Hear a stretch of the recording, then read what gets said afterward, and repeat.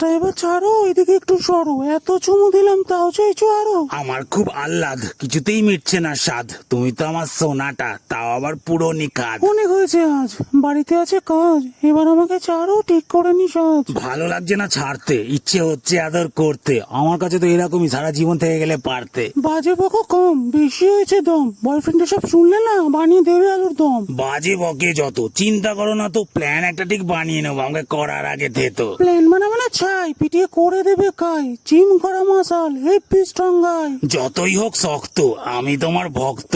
যতই আমাকে ভয় দেখাক, আমি তোমারই পাকা ভক্ত।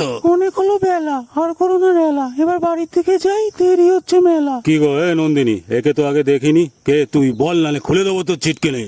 বয়ফ্রেন্ড মনে হয় ওর। আজ ধরেছে চোর।